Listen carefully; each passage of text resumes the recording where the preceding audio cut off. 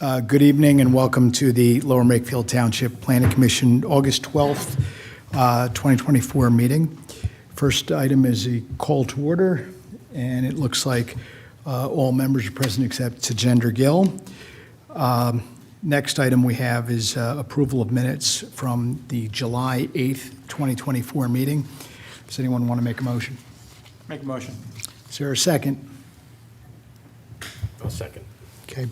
Are there any comments or corrections, changes concerning the minutes? Call the question. All in favor of approval of the minutes? Aye. Minutes are approved, and the next item we have is the updated zoning hearing board notice ordinance. Okay, I'm just going to pull it up real quick, the letter from the Bucks County Planning Commission.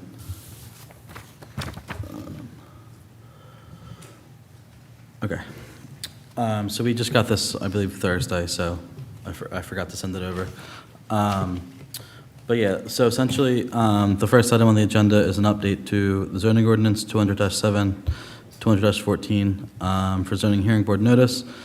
The main two changes, the first one are some definitions and codifying public notice for variances to include notice to all properties within 200 feet and then 400 feet for use variances. So essentially, in layman's terms, I'll mail out, whenever someone files a variance, I'll just mail out notice to the neighbors within 200 feet and then 400 feet for use variances. It also has some changes, some special exceptions to make them now conditional uses. So instead of certain uses having to go to the zoning hearing board and the planning commission concurrently, they'll now just be used as, or proposed to be used as conditional uses in front of the Board of Supervisors. Some examples that are going from, or being proposed to go from special exception to conditional uses are hospital, light manufacturing, a veterinarian hospital, warehousing, wholesale trade, and accessory outside storage. And then I have on the screen the only comment that the Bucks County Planning Commission had. I can highlight it here, and I think it's just a kind of a quick change we could make if you wish. I think it's just kind of a cosmetic thing, just a quick change to the way it's written. It is. It's just a wording change, and we can make the change, and it really is just to that last section.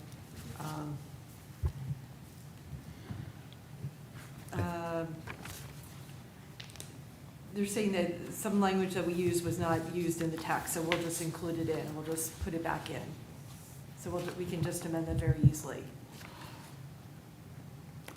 And you may recall that the notice part that Dan had mentioned first actually came from our Planning Commission to the Board of Supervisors.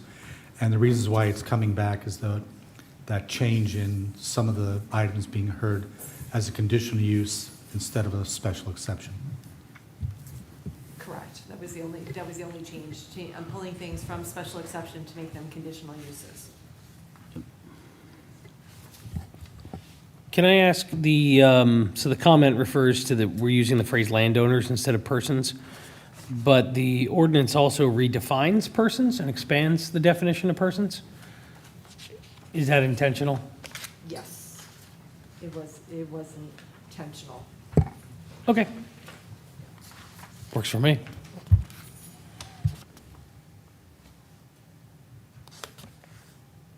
Okay.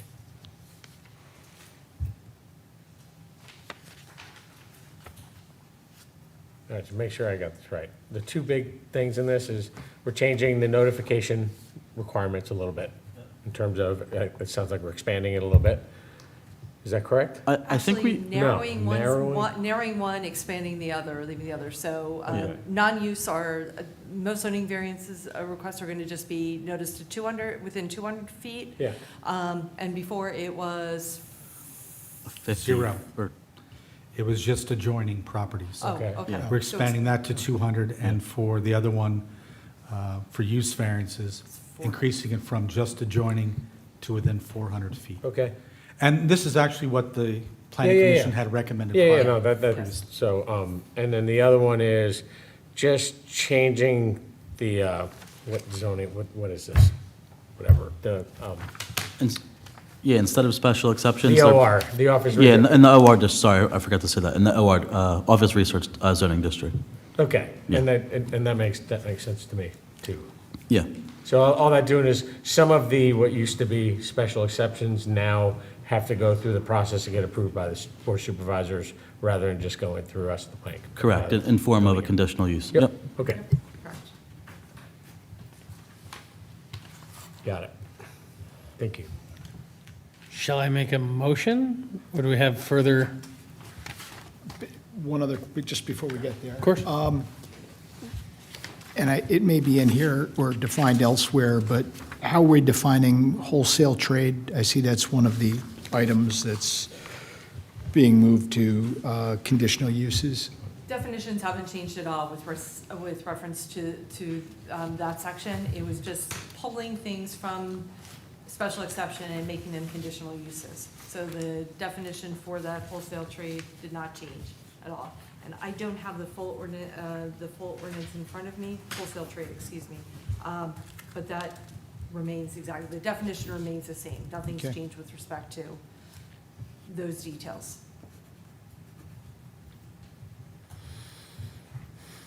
And I have it in front of me if you'd like. Yeah, if you could just Yeah. let us know what that is. The definition in the ordinance, which is not changing, wholesale trade, establishments primarily engaged in selling merchandise to retailers, to industrial, commercial, institutional, or professional business users, or to other wholesalers, and excluding retail trade to the public.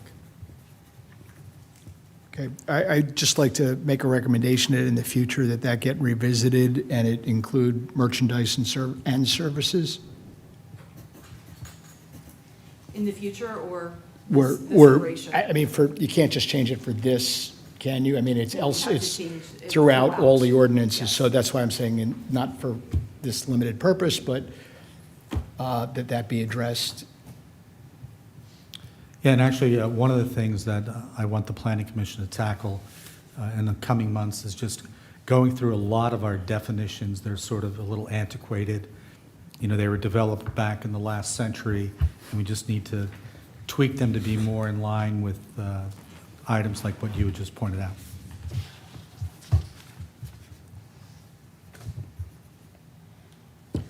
Okay. Does anyone want to make a motion? I will move that we recommend the Board of Supervisors adopt, correct, is adopt the correct term?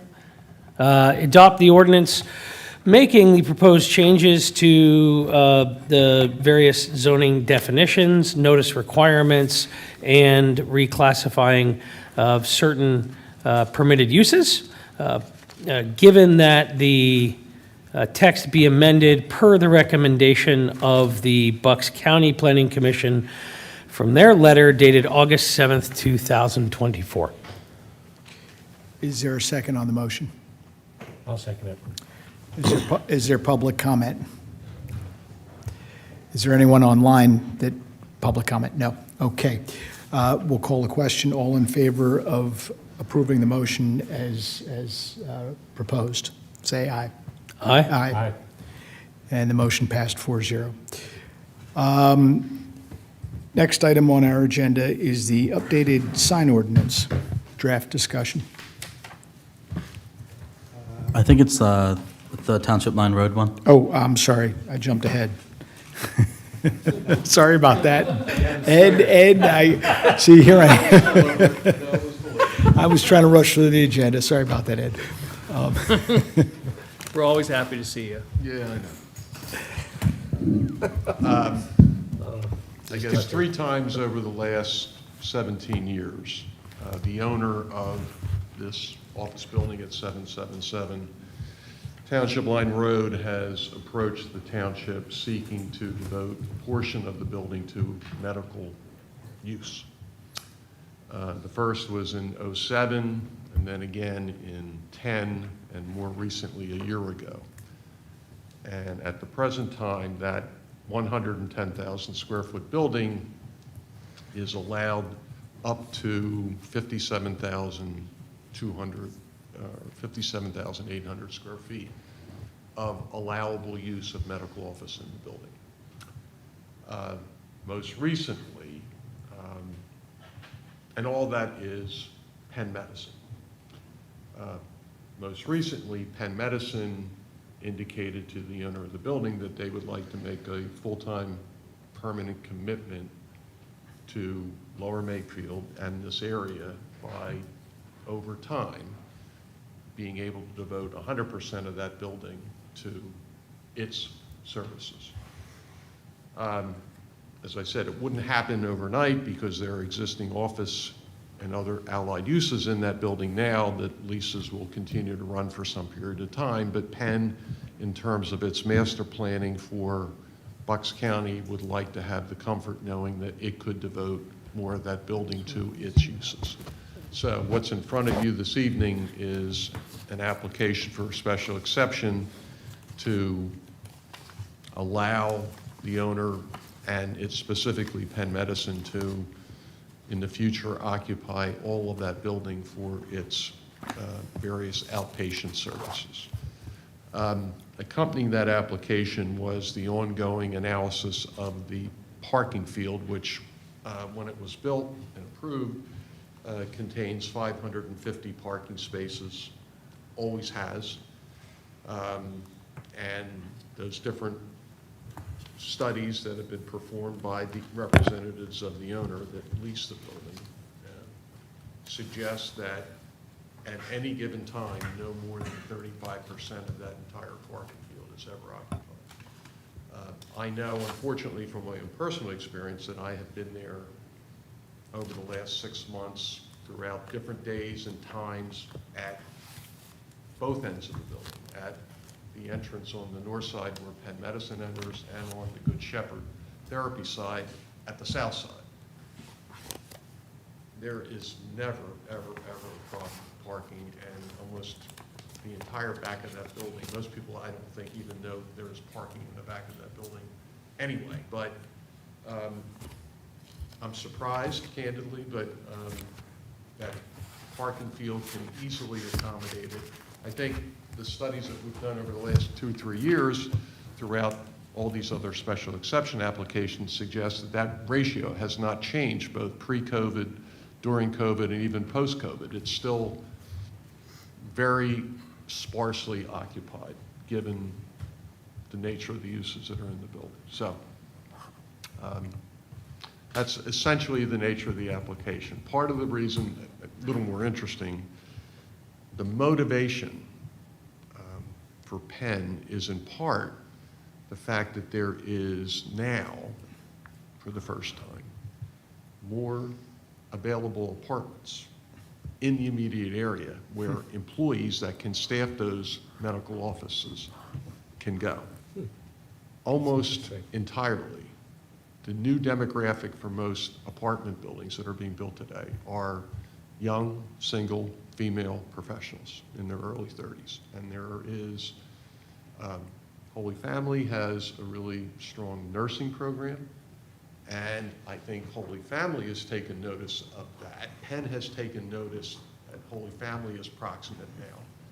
So there's a lot of synergy going on among the different larger property owners to suggest that if young professionals can walk to work, because they don't want cars, they can walk to work, that is a real benefit to employers, and Penn is not unmindful of that. So they need a lot of healthcare professionals to staff those offices, and part of their master planning going forward is to think about those population trends and things like that. So it is not done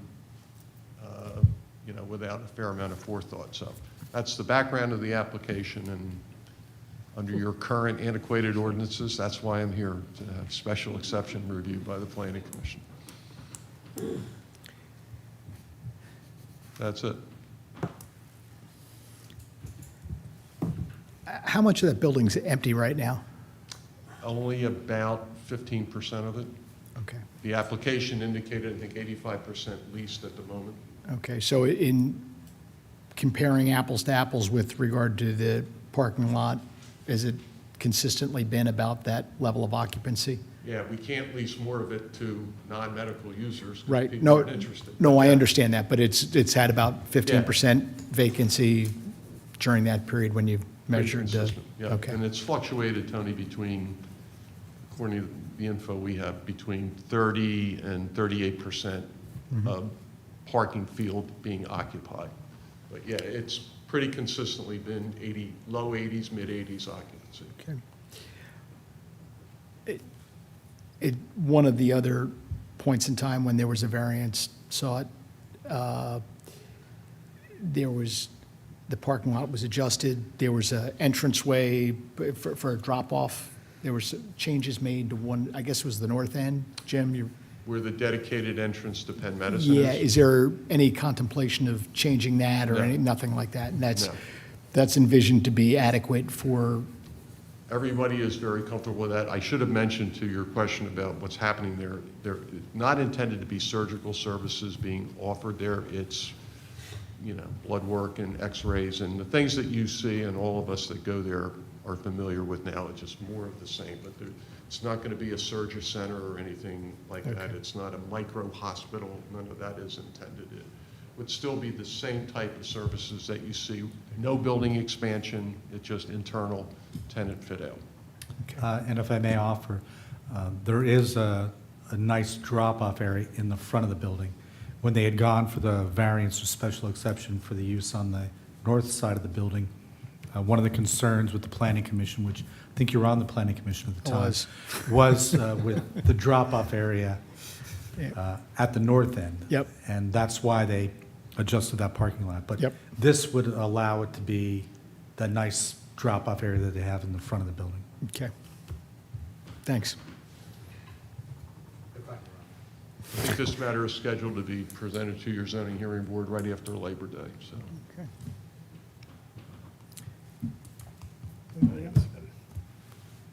Seems pretty straightforward. I don't see any good reason to say no, right? I mean, I think it's a pretty neat thing. I mean, Yeah. for Yeah. Penn to make that kind of, that's a Yeah. real significant commitment and benefits everybody convenience-wise locally, so. I don't know why you wouldn't want to encourage that, so. medical offices are less dense than office cubicles anyways, so you're not going to end up with a bigger parking problem. Well, depends the number of trips increases, because you have people coming in and out, but total spots, probably not as dense as Yeah. office I think space. the days, John, too, are over where all these medical providers overbook people to come to appointments. I never see that. In my experience over there, in most places, it Yeah. is, they only want to have a certain number of people Yeah, on a certain limited period of time. So I don't see, I've never experienced that recently. yeah, and You go to the right respectfully, doctors. Not all doctors schedule that way. I visited that building many times, and I will tell you that parking's never been an issue. Like, you can pop right up front and get a spot. Yep. Like, if you're running late to a meeting, as long as you got maybe a minute and a half, you can get from. Jim and I have talked before the meeting. I don't, candidly, I probably didn't know. I don't think most people know there's a back entrance that is as nice and Yeah, convenient as I've the one never in even front thought to everybody park tries back to there, get to. yeah. That Because back you get is some- entirely empty all the time. Even if you have more people working, you have more patients, I see, you're not telling me anything that says you're gonna double the amount of cars that's gonna be in No. the parking lot. Yeah, And if it's from a all nice. traffic perspective, for an office, you have more of the people and visitors coming in the morning, leaving at night at the peak hour of traffic, whereas this will be just a constant turnover of vehicles coming in and out. Yeah. I'd like to make a motion that we approve the request for the special exception for the expansion of the existing medical use to allow the additional 52,200 square feet of medical-related space within the existing building at 777 Township Line Road. Is there a second? I'll second. Any public comment? None. All in favor? I'm going to Oh. abstain to be consistent with the last time because I'm associated with the hospital. Okay. Okay. All in favor? Aye. Aye. and 1 abstention. Great, thanks. Thank you. welcome.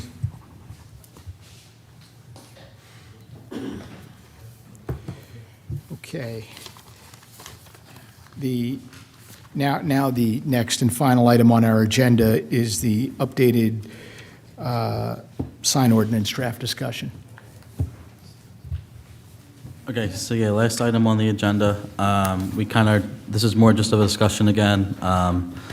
The sign ordinance, the township directed Curtin and Hefner to do an overhaul of the sign ordinance based off of the Newtown jointure. It's still preliminary. It kind of just calls out some of the comments from the previous meetings for things that are banned except for the historical commercial district. And yeah, still pretty preliminary, but I can share the ordinance to the screen.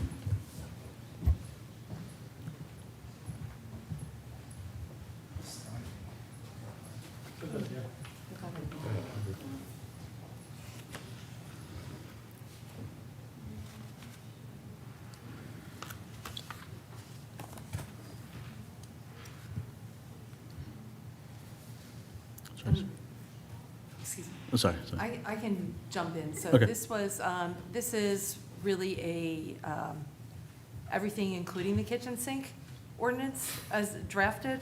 So I think it's much easier to delete things than add and say, oh, you forgot this. Going through it, I think there are ways to cull it and eliminate some things. I think there are a lot of not a lot, there are some duplications that I will say Newtown had, and I don't think we need. We can eliminate some of those. There are some things that I think require conversation and discussion amongst you as far as whether or not you think that it's appropriate for Lower Makefield Township. But again, our instructions were to look at the sign ordinance, revise it. We didn't have a lot of direction other than look at the jointure, Newtown, Wrightstown, and Upper Makefield, excuse me, jointure, and their side ordinance, which we did. We used that, I don't want to say we used that as a model, but we used that as really a guide to what we did. So there is a lot to sort of digest and comprehend, but again, it has, I think it has more than less, and it certainly, again, engenders conversation for maybe reducing and culling. Yeah. If you don't, I can add perhaps. So some members of the board were concerned generally about some elements of signs that they thought didn't meet necessarily what their perceived aesthetic was for Lower Makefield Township. And the challenge with ordinances like this is it gets into, like, was it Justice Potter Stewart? He knew it when he saw it when referring to the definition of pornography. Well, similarly, one person's garish sign is someone's artwork, right? And I don't think that we have a clear consensus that we wanted to, as a board, think about a brand guidelines for signs in Lower Makefield. However, I do think there is some styling cues that represent what Bucks County is, and to some degree, Lower Makefield has some elements of that. And you could make a case that communities that have very rigorous sign ordinances can be seen as appealing places to go to. So great example of that. I don't know how many people have been to Carmel by the Sea, California. It's not just famous for Clint Eastwood being a former mayor. It has some of the most restrictive sign ordinances, so much so that they don't paint street numbers on the sign. They have very wild sign ordinances. To Sao Paulo, Brazil, which outlaws billboards and signage, and has some very aggressive stuff. So that's one end of the spectrum, and then I guess the other would be Breezewood when you're on your way down the turnpike, when the signage is just like, right? And so I think the question for the Planning Commission as they look at the sign ordinance is there an appetite for creating a sort of brand guidelines as it relates to Lower Makefield Township and signage? And conversely, is that something the Bucks County Planning Commission could help for countywide? that's something you guys can think about. And if that's something you want to enter in, that's, you would definitely give guidance on that. But, so, I just want to kind of give you, level set everything. So some members of the board were like, "Oh, this sign's," and I won't say the circumstance or the supervisor, I think it got discussed in public. And then others were like, oh, okay, well, what exactly are we looking for? Yeah. So that's why this is a difficult one. And I think if you want to go through it and ask questions and parse through it, but think strategically as to, do we think the township should have brand guidelines? I come from a marketing world, so everything I do is in reference to marketing, ad technology, and traditional marketing. So sorry, I think that way. But brand guidelines about how signs should look like. Right. What does this area supposed to look like from a signage perspective? I also think an important question to ask ourselves is, if we change this, and there's likely to be fallout of people being non-compliant, does the township have the stomach for enforcing it? Well, it's a question of whether existing signage is grandfathered, and presumably Yeah. in this case, all existing signage would be grandfathered. Okay. What about signage that's not currently compliant, that is up, because there's a lot of that, that's not even compliant with what exists? How do you deal with that? Are you going to Well, grandfather that into? that's a good question, because there has been some discussion, and again, I don't want to avoid names, properties, circumstances for those watching at home or who have notes to write. Types of signs that are not in characteristics with our historic area. Right. That's been a challenge, but those pop up like they're inflated and then they come down. And so I don't see, they're not always seen, and perhaps, there's an enforcement opportunity for us to consider those for when we see them and being more diligent about that. If you've got others, send in a Mike Kirk or, for that, just to make sure they're enforcing. But those are all great points. And I think that's sort of normally the board gives you very strict, stay within the guidelines. I think what the board is saying here is, some folks are saying X, some folks are saying Y. Give us your thoughts, be willing to mess with this. And you won't hurt any of our feelings if you go anyway. We're open to, well, mine anyway, I'm sure those will be fine too. But this gives you a chance to think about how you would perceive that. 34 pages. Huh? It's 34 pages, the ordinance. Well, some of it's just deletions. The last portion is deletion, so, It's really only 17. yeah, and to echo what John just said, this did not attempt to brand anything or suggest forms of different types of signs. It was more size, location, where signs would be placed on buildings, on properties, et cetera, but not that they should be, pink and green and, certain types of font, et cetera. And there are some, as you know, I think in previous conversation here and at the Board of Supervisors, there are some municipalities that absolutely do mandate that. I think Princeton Borough is a good example of how they mandate what their all signage looks like within. Yeah. For branding, you were talking about, it's obviously difficult to do it now, when there are already so many signs out there. You could obviously do it for new signs that come online, for replacement signs, and maybe have, I don't know if it's even possible, can you phase in? Can you have phased in requirements so that if you have an existing sign, you need to change it by X date? If the town decided to go, we want to sort of have that branded look. I'm not saying that that's where the town ends up, but if that's what was the direction it went. I've seen it done before. I think, again, the township has to have an appetite for it, because Yeah. it is, it's an expense to the property owner, to the business Yeah. owner. Yep. And sometimes a very, very big expense.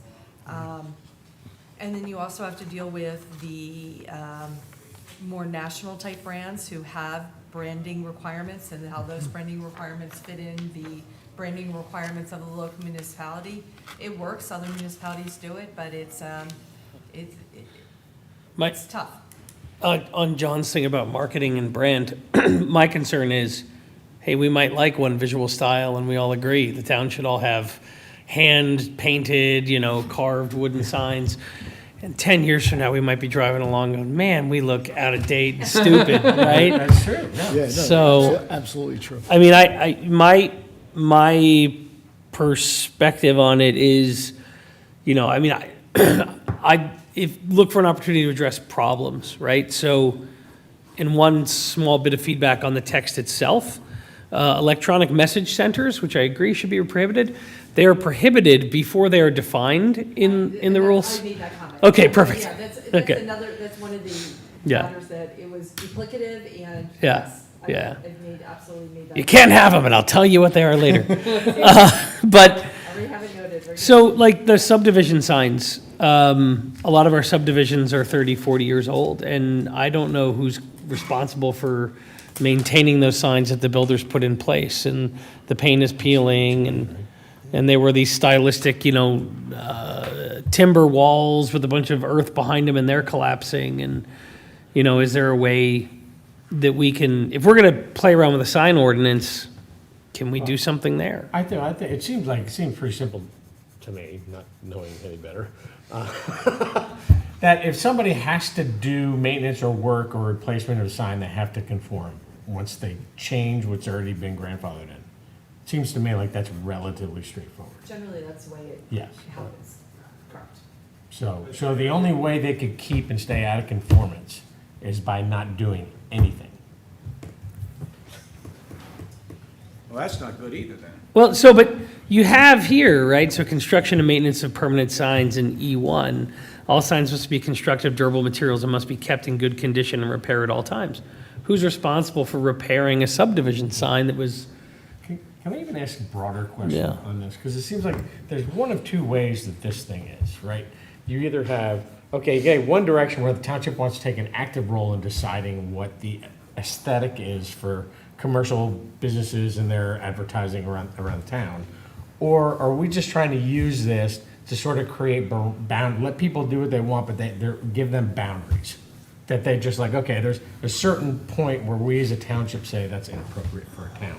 But we're not telling you exactly what font to use, and like you can still use your corporate brand. Like one's a little more passive than the other. And I think it seems to me before we start diving down into these Sure. weeds, we should just decide like which approach do we want to take. I'm not in favor of strict requirements for defining how signs should be styled and constructed, outside of the historic district. Let me ask you a John? question. Have we had any issues? Have there been, I mean, without naming names, so we had a situation where, oh my God, they're gonna put this sign up, it's it's unattractive, we don't want it in our town. Has it been relatively calm, or? I think there are temporary signs that have stayed up for a long period in some areas. I think there are some, I think that's what prompted this. I think there are some, and again, going back to one of the first comments was someone's beauty is someone's garish, Yeah. is another person's garishness. And I think there were a couple of signs of recent that are compliant, and I will say they are compliant. They have not been cited, nor should they be cited. But people found them offensive. Offensive may be a strong word. Well, I mean, Garish. I know we don't want to name names, but at the same time, in order to, have an opinion, it would help to know what, where we've run into issues where if we had a different sign ordinance. There was two examples we talked about in the last meeting when was that the Yeah. last meeting when this came up? Yeah. And that we talked about, and, I'll bring them up because I've not been privy to any of the conversations, so I'm just guessing. But like, somebody seemed to have an issue, or somebody brought something up where somebody had an issue with the CVS sign in the Wegmans parking lot, because there's a sign, but it's inside, but they have a window, so you can see it from the street, but it's still inside the building, which, it's kind of a weird one, but. And the other thing we brought up was, okay, if we're gonna have sign ordinance and everything, once we start talking about what the rules were and everything, it didn't take long for us to bring up Shade Brook. Yeah, well, I brought up Shady Brook. It just gets the question, you Yeah. know, are they, but, well, the CVS is not about look, it's just about size, right? It is about sign and illumination, because if the sign were on the exterior of the building, it would not be permitted, but it's in the atrium of the building, so it's inside. But it you would can not see be it from the permitted because it was outside. too big? So is it really a sign? Yeah, I'm personally torn on that one. It's It's, still inside the building. It's yeah, not it's- illegal to have big windows. It's permitted. Under the current sign ordinance, it's absolutely permitted, because it's inside, but it can be seen from the exterior, and people take offense to it. So the concern is that if you're looking at a CVS, you can tell it's a CVS? Is that? Yeah, and I don't know if all CVSs are. I'm like this. This one- oversimplifying, Yeah, but- this one in particular, it's a big heart, I think, like a Okay, CVS, yeah. what their logo is. And you can see it from, just driving by, it is recessed, it's in the atrium, Yeah. and but you can see it from a distance. I think, wasn't there also some concern about having an electronic sign like the one on Old Lincoln Highway, which is out, not, obviously not in Lower Makefield, but that. The M? Yeah. Build yeah, a monument, yeah. yeah. Yeah, so part of this is designed to prevent another Middletown monument. Yeah, we don't want an M. But, I mean, this seems to prohibit electronic message center signs. I don't know that I'm opposed to that. I mean, in theory, does the town really want to be opposed to that? I mean, they're not all, may not all be offensive. Right. Yeah, and that's increasingly how people are advertising. So, but that gets to the first discussion, which is why. Yes, that's the only reason I bring it up. It's right. just sort of big picture without getting Right. into the details of this. And that's where it gets a bit of a challenge. So there's this trade-off between, hey, I'd like to have this consistent aesthetic throughout a community, right? And communities have made, there are a lot of communities who've done tremendous stuff with the way the architecture is, right? So there are really strict rules, like for example, Ocean Grove, New Jersey, that you have to, they're brutal, right? You can't do anything to your house, they're all over it. Other places, Palm Springs has done really well with mid-century modern, and they all have their sort of niches. The question is, do we want to try and go after that and set up a brand standard? And then the question is, how rigorous are we about that, right? So you can have, there's levels of brand standards. Like we could say, hey, it'd be really cool if the Bucks County Planning Commission said, here's what we think the look of Bucks County is.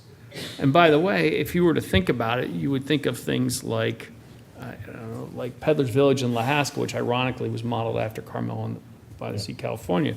But you would think of things like that, or you'd think of things like covered bridges, or all the things that are sort of touchstones of what Bucks County is, and you want to have some visual representation of that. The question is, how rigorous are you on that? They could be voluntary standards, such that brand-conscious companies might say, hey, you know what? We're going to fit within that aesthetic. We'll voluntarily do this, right?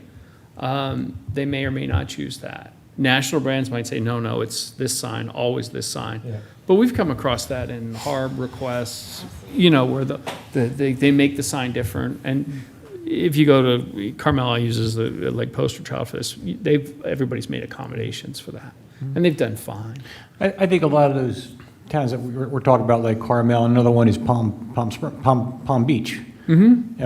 Florida. But I think to a certain extent, though, they're a little bit more concentrated. We're more spread out, got an interstate going through the middle of our, our township. So I think it's a lot harder to create like an aesthetic when you're talking about all the way from 777, township line to, to here. I mean, it's a big expanse to try to be consistent with the look. Yeah. Yeah, again, I think those are all very fair points, and so that's why I'm open to hearing where you're at on. I'm just thinking, I'm like thinking about this and to take the more active approach, which I totally see the attraction of that. But I just think, personally, it seems to me like we're way too far past the point to do anything sort of substantive with that in the short to medium term. Like we have so many like existing shopping centers and businesses and everything that would be grandfathered into the old way, what would be the point if the one new development maybe, somewhere in the township and, anyone who, every couple of years puts a new sign in, that they're gonna conform? It's not gonna have the uniformity that I think we're looking for. You understand what I'm saying? Yeah. And it makes complete sense. And to add on that, like, I'm sitting here thinking of it, like, John, your idea of it can be voluntary and all these things, and, you're talking about, I think we're too far to the gate, I'm like, we'd have to change our own signs, right? Like, we'd have to lead the way and be the example.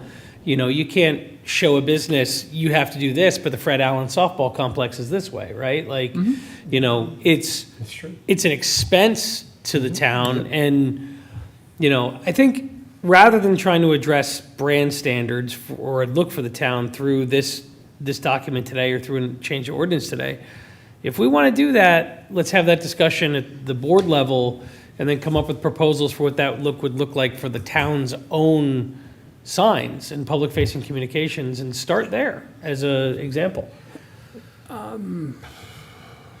I would say that the town has synchronized the look and feel of its signs in recent years, whether it's you've seen Slate Hill, whether you've seen the replacement signs on farmland preservation properties. Yep. With the green background. And, I'm very hesitant I have a particular viewpoint about aesthetic and what things should look like. Yeah. But I'm not a architecture critic or a Yep. graphic designer, so I tend to shy away from that. But there is consistency coming, I think, over time to the township signs. You're already seeing some of that. Yeah. So it seems to me like if we wanted to take that active approach, we'd want to do it a little more focused. Like the aesthetic in Edgewood Village doesn't necessarily need to be the aesthetic of the Prickett Preserve. They're just like different types of entities. One's a big shopping center, essentially, an apartment complex. One's a little sort of historical little section of town that we're trying to make look like a neighborhoody kind of place. Which is just, to me, at least, maybe I'm wrong, but to me, again, I'm not the expert either. So one of the things I would say, and I'm speaking too much because I'd rather have you guys speak on this, which is when you see like a large collection of buildings that are, let's say, a university or something that's part of a larger complex, as that gets built out over time, architects follow up and try and keep some touchstones of what was the previous architecture, so that everything has some degree of a feel to it, so that when you're in that environment, you're in that environment, right? You can say, and I think the challenge you point out is, well, we're mostly built out, right? But I would concur or would retort that most of our stuff is residential, so that's not going to have signage. Yep. So what's left is the commercial parts and the retail parts.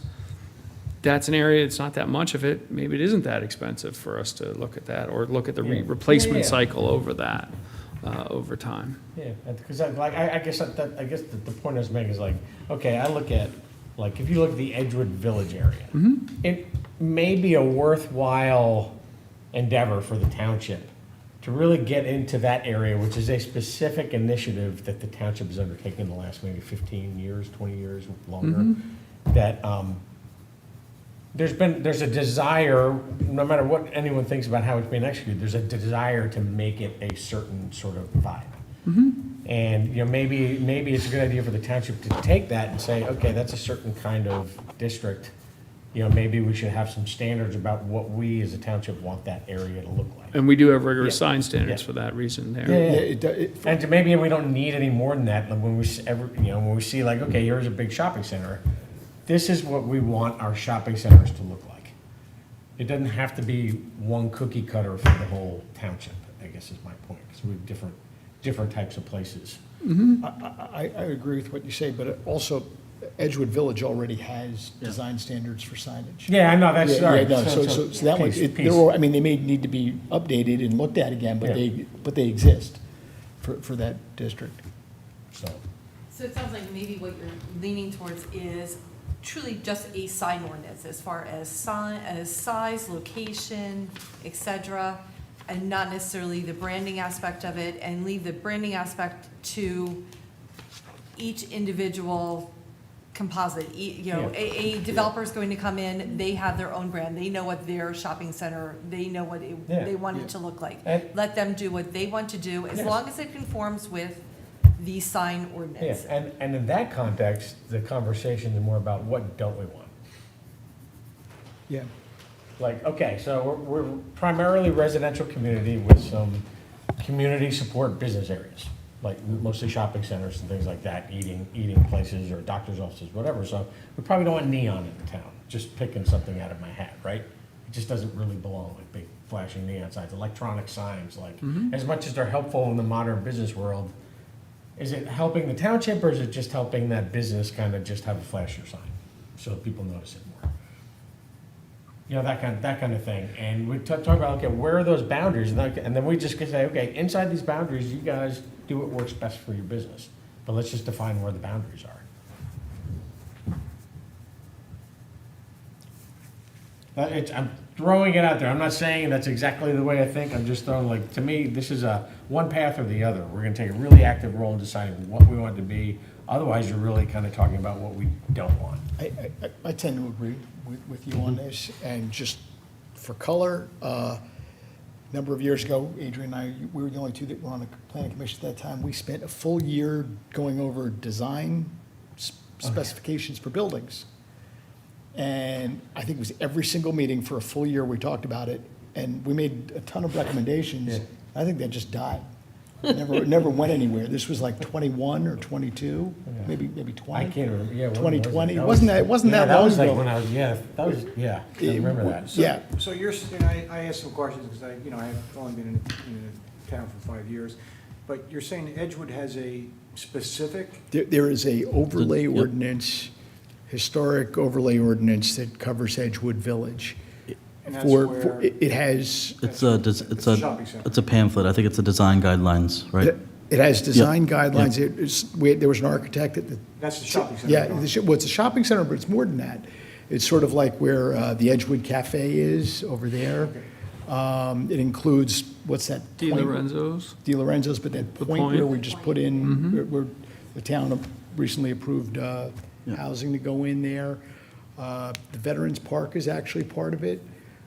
The Giant Shopping Center is, but I don't think McCaffrey's Shopping Center is, or I forget if that is or is not part of it. Oh, gosh. I think it's just outside the catchment, because that Wells Fargo isn't, so that would make sense. yeah. Okay. I think So- that medical office across the street, though, is subject to it, or at On least He- subject on to Heacock? HARB in some way. On Heacock? Yeah. I think so, yeah. So Anyways. there are building design guidelines for that, and also including signage. So Flowers, I guess it's Flowers Field, is Yeah. that what that's called? Flowers Field, Yeah. that was all subject to all that. And then there was a previous comment by Colin for the subdivision signs. I think a big chunk of them, if there's an HOA, it would get dedicated back to the HOA, so they'd technically be responsible for the sign. I think there are a few that we have, but I think most of them are the developer or the HOA. Yeah, I think a lot of them just driving around town aren't areas with HOAs. So, Most HOAs do take responsibility for, it's part of their Yeah. declaration, yes. And there's normally a sign easement on it too, I think. Yeah. to summarize, I'm with Adrian. I'm not for, at least at this time, kind of sitting here for design standards for signs across the whole town. I'm more for, let's look through what the ordinance says, let's make sensible changes to what's permitted and not permitted from a general standpoint. I mean, I don't want animated signs. They can be a safety issue when you're driving, it's a distraction, everything else. But I don't see the appropriateness or the need for kind of design guidelines across the whole township. Just a suggestion, I mean, should we look at it from a different perspective? I mean, we're looking at it from the perspective of looking at other people's ordinances. Should we maybe approach it from looking at our own ordinance and see what's not working, and just make adjustments to our own ordinance rather than going out and looking at Upper Makefield or whomever else and, try to make it ours. You know, if we're not looking to brand or have a real change or an upset in how we do signage, maybe we should just look at our own ordinance and say, okay, what's working and what's not, where we had issues. Well, I think the good news is if you're leaning towards what you just stated, sort of the non-branding issue, that's what's before you.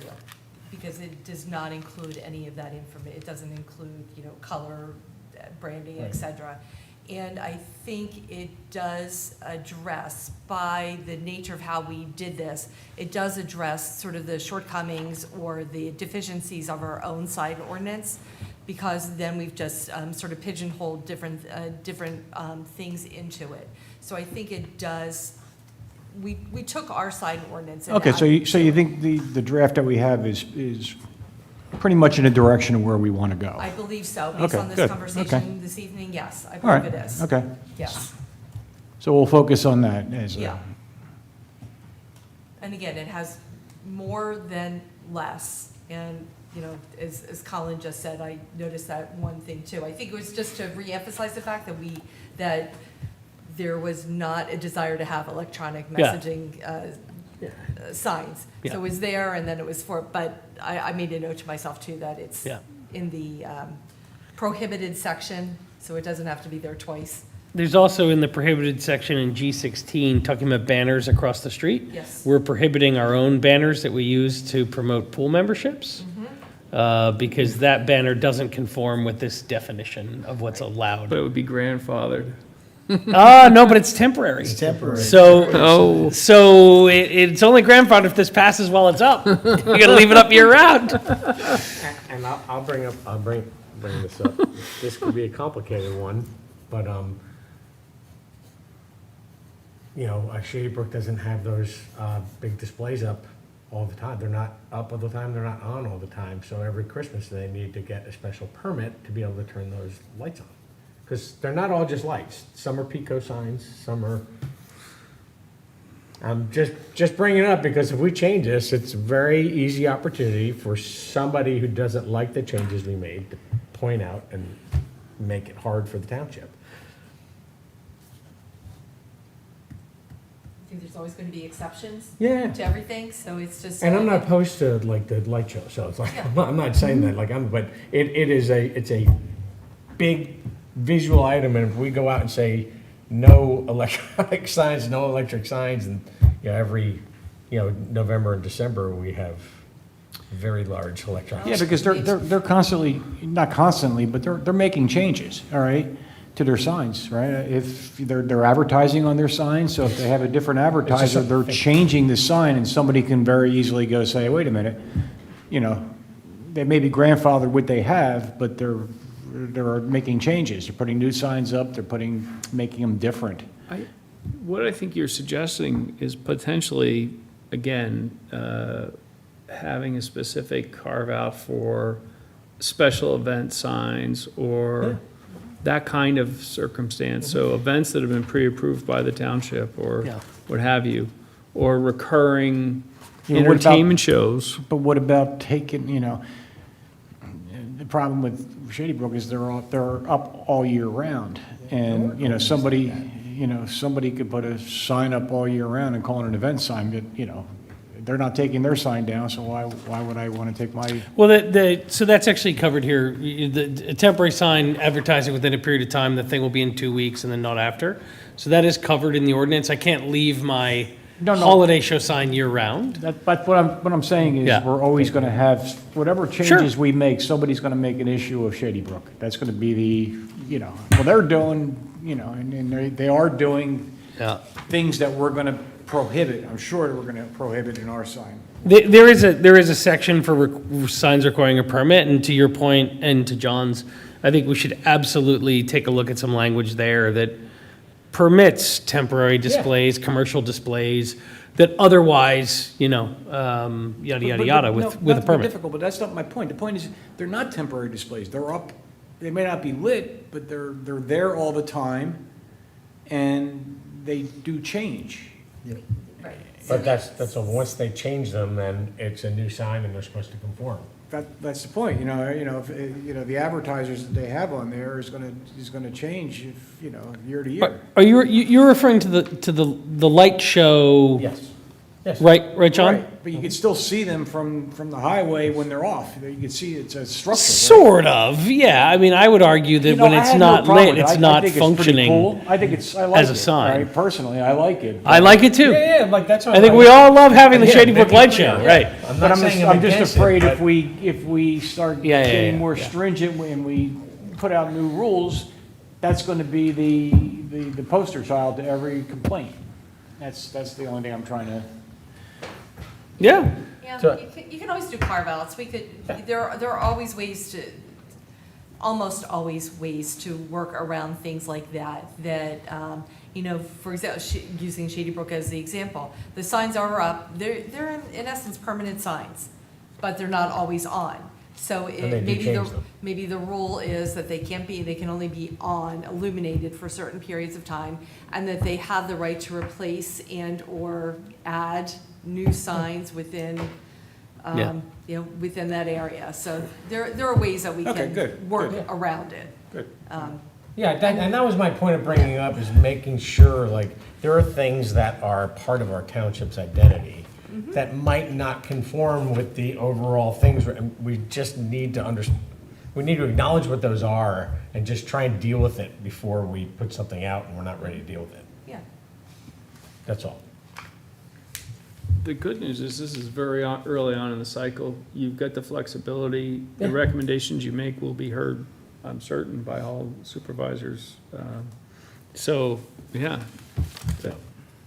So I personally think, I think back now of we saw the two office parks that came through the planning commission the last couple of years. They redid them, like on either side of Wegmans, what's that, Makefield Commons or something like that. And, Makefield Crossing. and even the signage that's in Prickett Preserve, they're not consistent, but they're both tastefully done. I mean, I'll leave this CVS question aside, but everything else is done. There's not they're not, like the Wegmans place is just a simple white sign, like here's where the stores are, and the Mayfield Crossing places, I thought did a great job with their signage. So it's giving them the flexibility, as long as we have input and we're giving them some guidance on what they should and shouldn't be doing. I think at least the last couple have shown that, nobody wants to make anything purposefully look bad. And again, that's what's before you, that's what this sign ordinance is. So going back to what we said earlier, so you're allowing each developer, each owner of the property to do what they think is tasteful, what they think is going to sell, what they're selling, as long as they're conforming with our requirements, and requirements being size, location, can't be too close to the road, they have to be, Yeah. a certain Yeah. size, they can't be internally illuminated, they can't be flashing, just, Yeah. for example, just examples.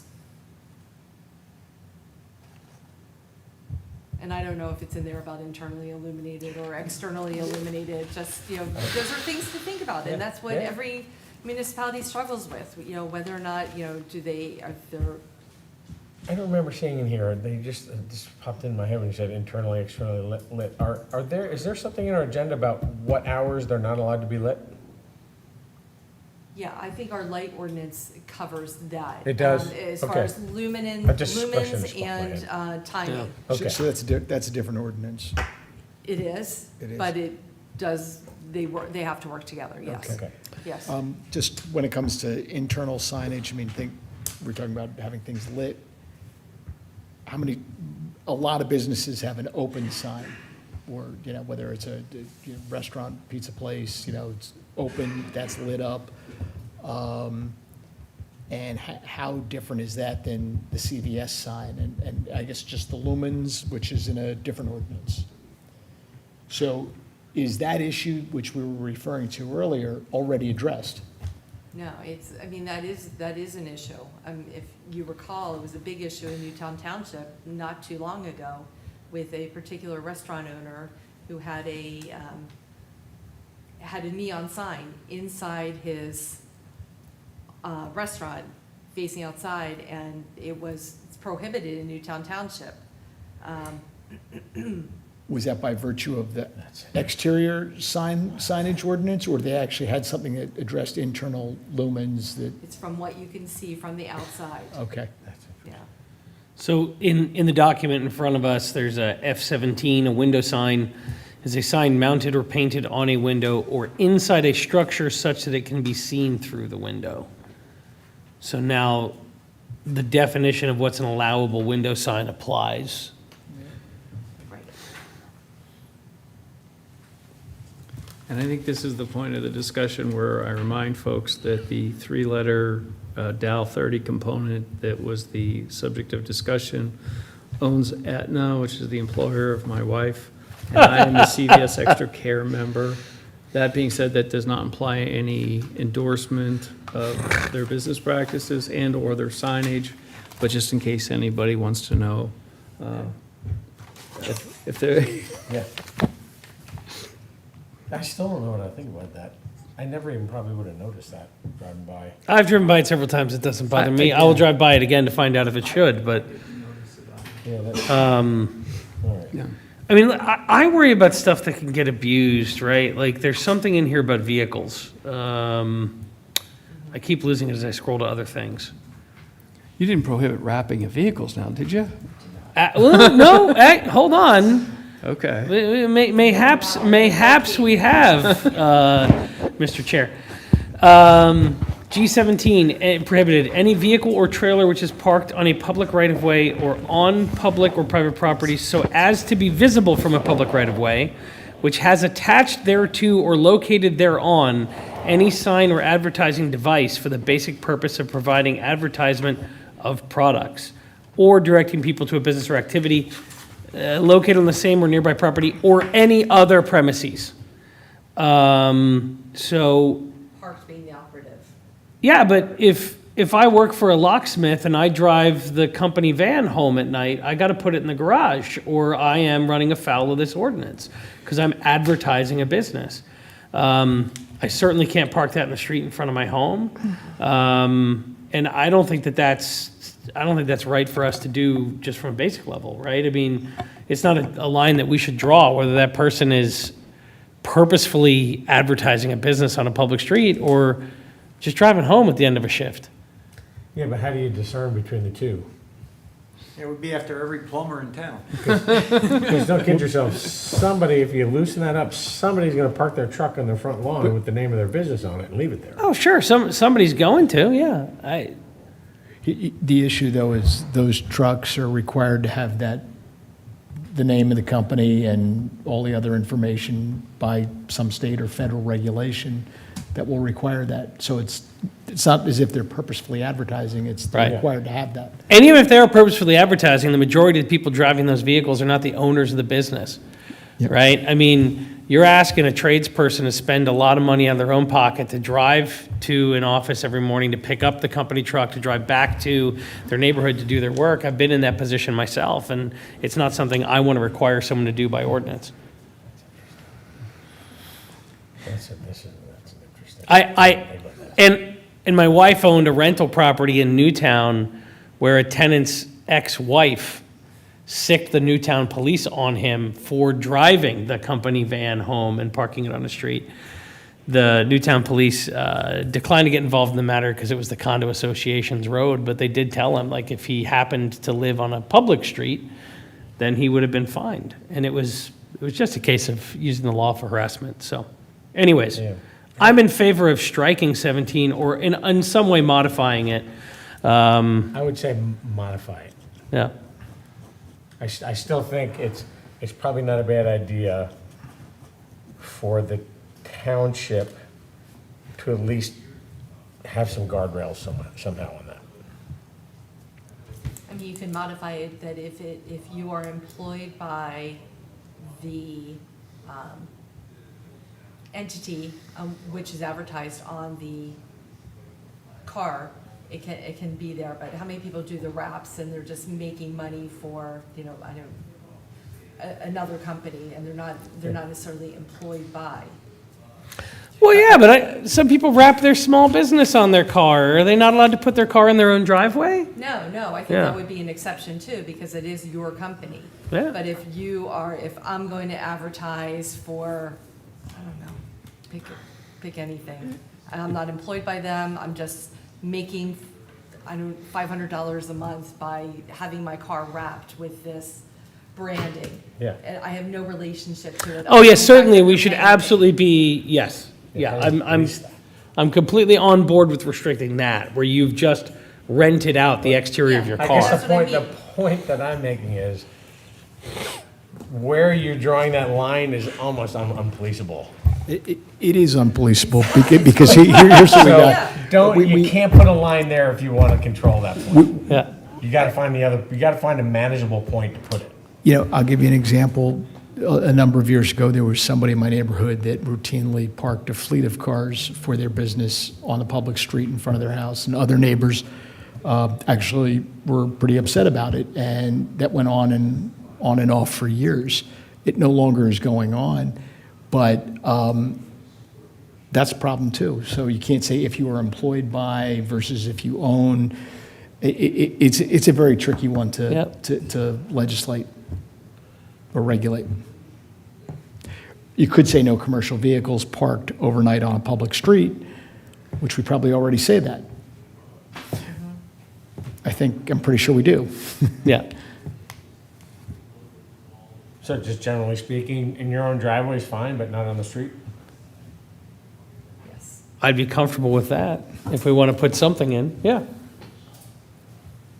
I don't know, I mean, some people have their company car. I mean, like, there's, on Main Street in Yardley, all right, there's a guy that works for public service, electric and gas, and guess he gets to take his van home. Yeah. So if he wanted to park his van in front of his house rather than put his personal car on the street, he'd have a problem, I think I'm comfortable with that as an accommodation, though, like, presuming, like, every home in the township has off-street parking, is that a correct presumption? Single-family homes, Yeah. I'm sure there are exceptions. I'm sure there are some that do not. But largely, I think it only calls for off-street parking. I don't, like referring to the driveway, I don't think it mentions anything about, oh, no, I'm just presuming that the vast majority of the homes in the township have a driveway, right? With I the would say exception of vast some majority multifamily. do, Yes, But yes. there Yeah. are definitely exceptions of Yeah. those who do not. Yeah. But there's also probably. But even if you have a number of driveway, those you may not want to use it for your company car, Yeah. In other words, if I didn't have room or if it blocked my other cars going in and out, the car I'm going to put on the street is the company car, not my personal car, right? But there is already a regulation or ordinance that says no commercial overnight parking on the street. Okay, but we're going to leave that then. That exists, and that has nothing to do with the sign ordinance. Oh, it's a different ordinance? Yeah. So if we altered this ordinance All then, right, next subject. if we altered this ordinance then to say that no vehicles bearing, commercial signage can be parked on the street, then that covers a bit of a gap, where it's not a commercial vehicle, it's a personal vehicle, but it's wrapped, it should follow the same rules as a commercial vehicle. Yeah. We good with I that? would say that. Okay, Okay. that was a whole lot of time.